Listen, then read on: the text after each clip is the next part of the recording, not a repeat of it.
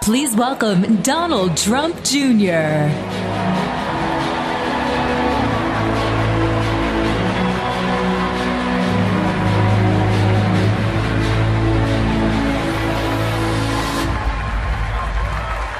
Thank you. Good evening. I'm Donald Trump Jr. Thank you. Thank you. I'm the father of 5 young children, from 2-year-old Chloe to Kai, who just turned 9. I'm the husband to Vanessa, an amazing wife and mother, and the son of a great man. I'm an American, and tonight I want to talk to you about the country we live in, the country our children will grow up in. For my generation, this is the most important election of our lifetime. One that will determine the future of our country, and in turn, the future of the world. For too long, our country has ignored its problems, punting them down the road for future generations to deal with.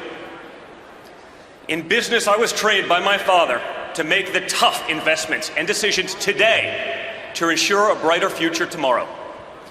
We've actually started to believe that solving our great problems is an impossible task. And that's why we need to elect a man who has a track record of accomplishing the impossible.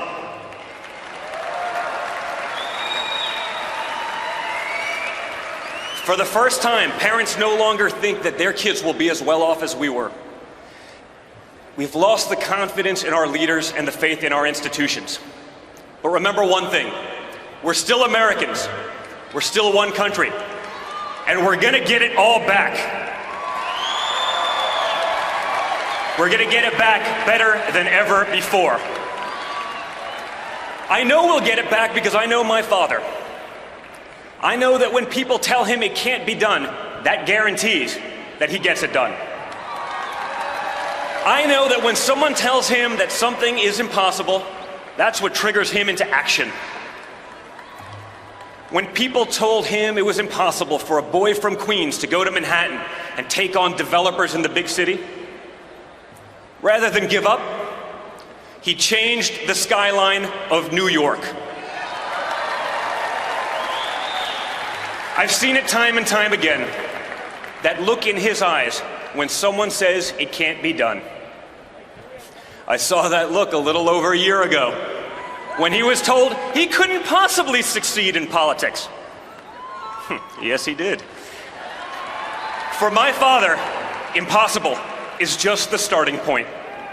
That's how he approaches business projects. That's how he approaches life. Whether it's teaching his granddaughter how to swing a golf club or tackling the toughest negotiations, he's always fully committed. That's why the person who had never run for office before stood on the stage 11 months ago in this very arena with 16 professional politicians. And this week, that same man will stand before you as our party's nominee for the President of the United States of America.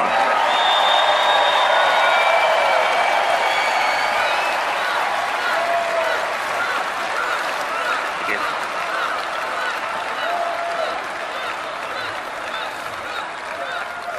As a proud son and family member, it was one of the great honors of my life to be able to put him over the top in the delegate count earlier today. His unrelenting determination is why he's going to become our next president, and why I know that when my father says he can fix the country, he means it. You want to know what kind of president he'll be? Let me tell you how he ran his businesses. And I know, because I was there with him, by his side, on job sites, in conference rooms, from the time I could walk. He didn't hide out behind some desk in an executive suite. He spent his career with regular Americans. He hung out with the guys on construction sites, pouring concrete and hanging sheetrock. He listened to them, and he valued their opinions as much and often more than the guys from Harvard and Wharton, locked away in offices away from the real work. He's recognized the talent and the drive that all Americans have. He's promoted people based on their character, their street smarts, and their work ethic. not simply paper credentials. To this day, many of the top executives in our company are individuals that started out in positions that were blue collar, but he saw something in them and he pushed them to succeed. His true gift as a leader is that he sees the potential in people that they don't even see in themselves. The potential that other executives would overlook because their resumes don't include the names of fancy colleges and degrees. I know he values those workers and those qualities in people because those are the individuals he had my siblings and me work under when we started out. That he would trust his own children's formative years to these men and women says all you need to know about Donald Trump. We didn't learn from MBAs. We learned from people who had doctorates in common sense.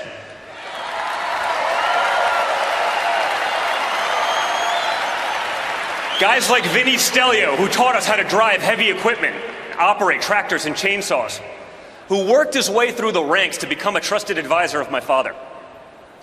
It's why we're the only children of billionaires as comfortable in a D10 Caterpillar as we are in our own cars.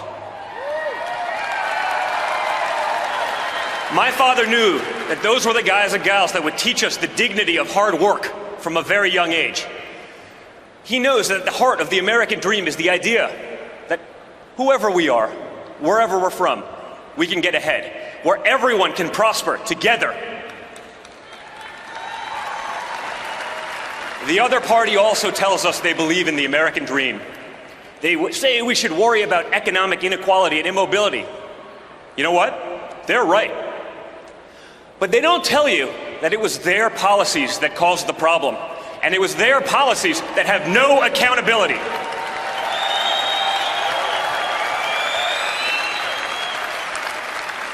They gave us the worst immigration system in the world, one that imports immobility, one that drives down employment and wages for Hispanic Americans, for African Americans, and for everyone. An immigration system that favors illegals over those trying to go through the process legally. And at times, even over law-abiding citizens. It was Bernie Sanders himself who warned that a large tide of new workers keeps wages low and poverty high. The other party gave us public schools that far too often fail our students, especially those who have no options. Growing up, my siblings and I, we were truly fortunate to have choices and options that others don't have. We want all Americans to have those same opportunities.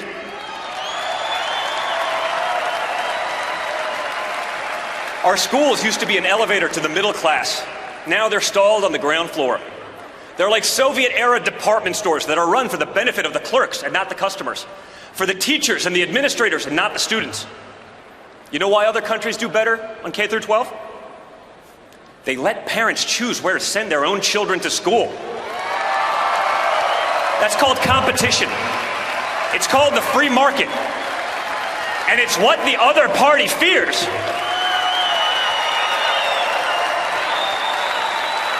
They fear it because they're more concerned about protecting the jobs of tenured teachers than serving the students in desperate need of a good education.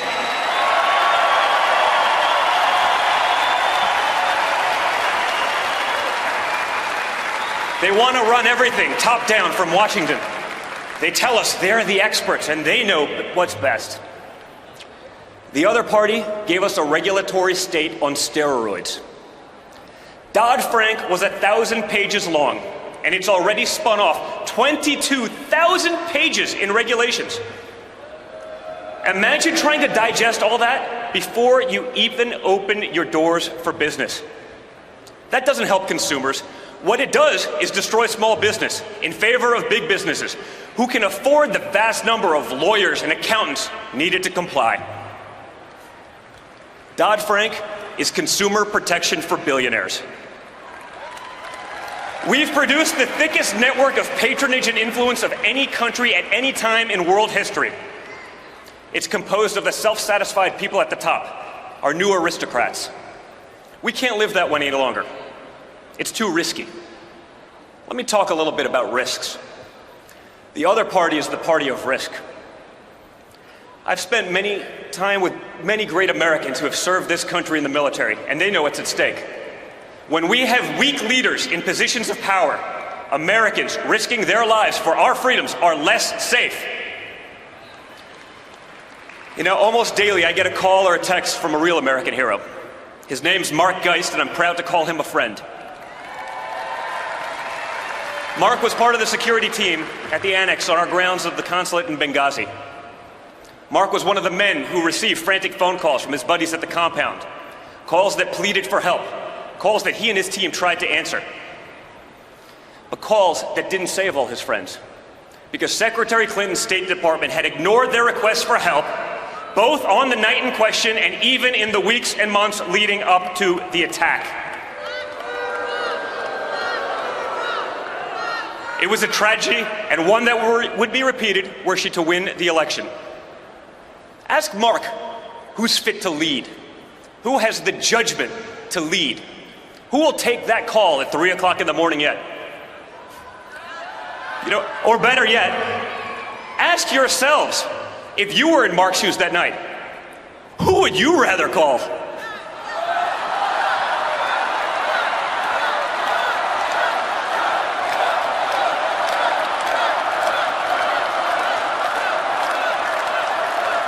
Let me tell you something about risk. If Hillary Clinton were elected, she'd be the first president who couldn't pass a basic background check. It's incredible. Hillary Clinton is a risk Americans can't afford to take. She says she'll issue executive orders to take away Americans' guns. She wants to appoint judges who will abolish the Second Amendment. Just look at how effective those laws have been in inner-city Chicago, a city with the toughest gun laws in our nation, where 70 people were murdered last month alone, and where over 3,400 American lives have been lost since this administration took office in 2009. You know why those laws fail? Because criminals, by definition, don't follow laws. Rather than prosecuting real criminals, she would strip hard-working, law-abiding citizens of their rights to protect themselves and their families. She'll throw every possible obstacle in the path of safe, reliable, affordable energy produced in America, by Americans, for American businesses and families. Rather than being energy independent, our country will be forced to remain beholden to her buddies in the Middle East. Those are risks we can't afford to take. And when we win, we're not going to have to. There's so much work to do.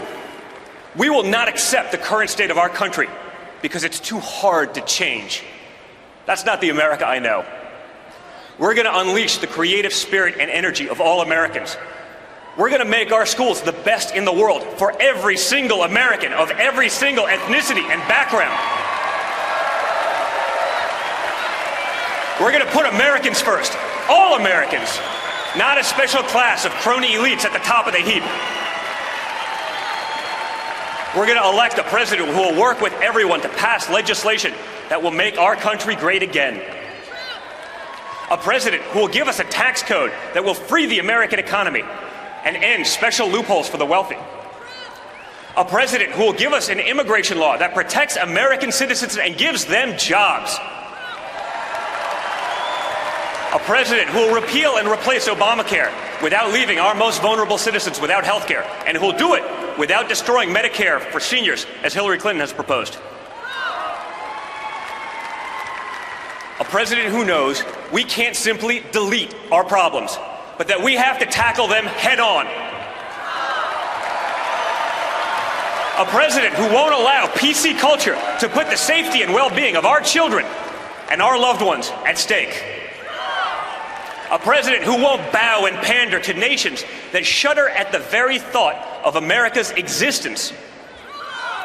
A president more concerned with the safety and comfort of his fellow Americans than the feelings of those hostile nations abroad who, if given the option, would wipe America off the face of this earth.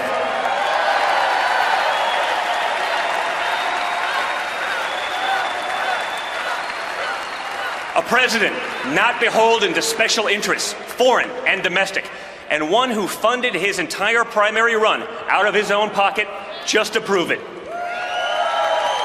A president who will secure and defend the borders of the United States and who will appoint judges who believe that freedom requires a limited government.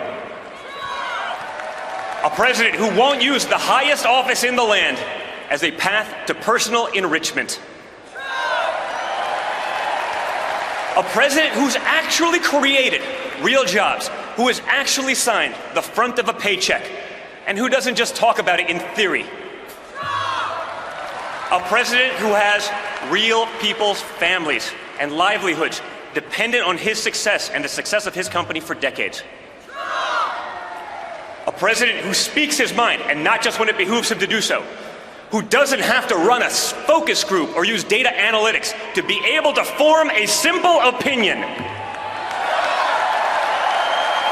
Who says what needs to be said and not just what you want to hear. A president who will unleash the greatness in our nation and in all of us, who will give the hard-working men and women who built this great country a voice once again. That president can only be my mentor, my best friend, my father, Donald Trump. And when we elect him, we'll have done all that. We'll have made America great again, greater than ever before. Thank you, and God bless.